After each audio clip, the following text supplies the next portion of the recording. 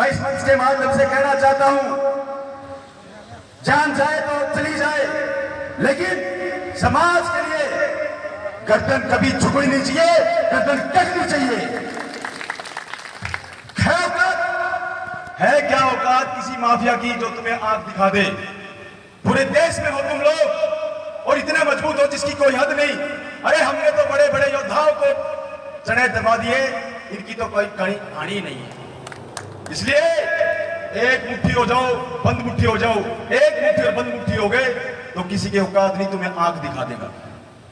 सम्मानित साथियों, जेड़े काटी, लटकाए, पता नहीं कितने मुकदमे दर्ज हुए, लेकिन समाज के लिए कभी सर नहीं झुका। मैं एक बात बताऊंगा आपको, लक्ष्मणपुर बात है, बिहार में एक जगह है जहां पे रणवीर सेना बनी, रणवीर सेना। उस सेना ने शेड्यूल कास्ट के लोगों के ऊपर इतने हमले किए जिसकी कोई हद नहीं।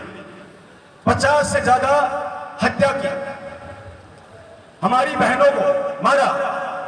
जो गर्भवती महिलाएं थी, तलवार की नोक पे उनके पेट चीर दिए गए मनुवादी गुंडों ने। उनको सजा हुई लोअर कोर्ट से, लेकिन जब हाई कोर्ट गए तो वही ब्राह्मण दत्ते भगवा उन्होंने रिहा कर दिया। ये कहानी हमारी। इसलिए भाई ने बताया कि निर्भया कांड हुआ था दिल्ली के अंदर, पूरा देश इकट्ठा हो गया था, उसको न्याय दिलाया, फांसी की सजा हुई। हमारे देश के अंदर हमारी हर घर, हर 3 मिनट में हमारी बहनों का रेप होता है। कहां जाता है ये समाज, कहां जाती है सरकारें? ये सिर्फ हमारे बीच में वोट लेने के लिए आते हैं, लेकिन हमारी बात नहीं करेंगे।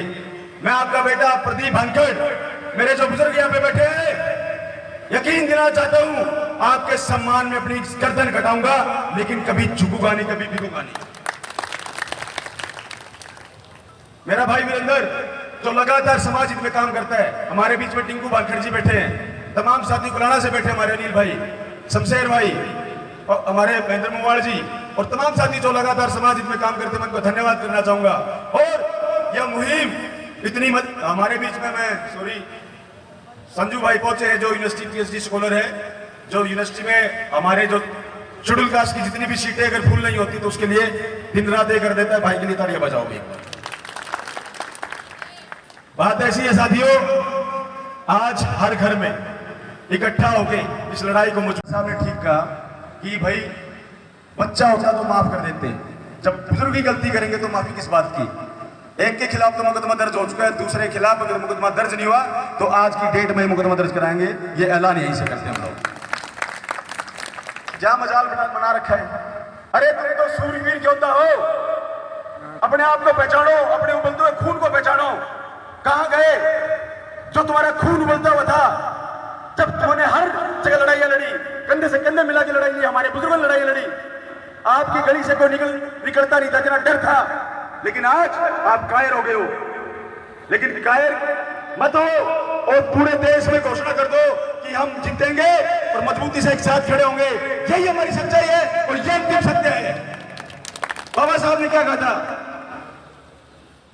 शिक्षित बनो, संघर्ष करो और संगठित रहो। शिक्षा भी पाली, नौकरियों में चले गए, लेकिन आप बिखराव हो गया। इसलिए मैं कहना चाहता हूं इस मंच के माध्यम से, आज एक हमारी बहन शैलजा या किसी है भाई, ये गरीब का बच्चा जब घोड़ी पे बैठता है तो पेट में दर्द होता है, जब बुलेट पे बैठता है तो पेट में दर्द होता है, जब अच्छी गाड़ी में आता है तो पेट में दर्द होता है। हुए तो हुए, हम तो अब बाबा साहब की बातों पर चलेंगे और दुश्मनों को छठी का दूध याद दिला देंगे, लेकिन पीछे नहीं देंगे। जय भीम, जय भारत, जय संविधान, हमारी एकता जिंदाबाद। बहुत बहुत धन्यवाद प्रदीप भाई। अब मैं मंच पे आमंत्रित करना चाहूंगा हमारे बड़े ही आदरणीय हमारे मार्गदर्शक नरसिंह सेनवाल जी को, वो मंच पे आए और अपने विचार रखें। आपके क्या विचार हैं? रामविलास पासवान ने कहा था कि कांसीराम की मैं क्या बात करूं, वो तो खुद ही नहीं जीत सकता, उसकी तो हर बार जमानत जब्त हो जाती है। इस बात के ऊपर पत्रकार बार बार मान्यवर कांसीराम जी से पूछते थे कि रामविलास पासवान आपके बारे में ये बात कहते हैं, लेकिन साहब कांसीराम कभी भी समाज के किसी नेता के खिलाफ नहीं बोलते थे। एक दिन पत्रकारों ने घेर लिया और जबरदस्ती पूछने लगे, तो साहब कांसीराम जी ने कहा कि जो लोग ठाकुर के ठप्पे से जीत कर आते हैं, रिकॉर्ड वोटों से जीत कर आते हैं, मुझे ऐसे ठप्पे की जरूरत नहीं है। मैं खुद ठप्पा तैयार करूंगा और जिसके ऊपर भी लगा दूंगा वही जीत करके आएगा। और ठप्पा तैयार किया साहब कांसीराम जी ने। आदरणीय बहन कुमारी मायावती को कई बार इतने बड़े प्रदेश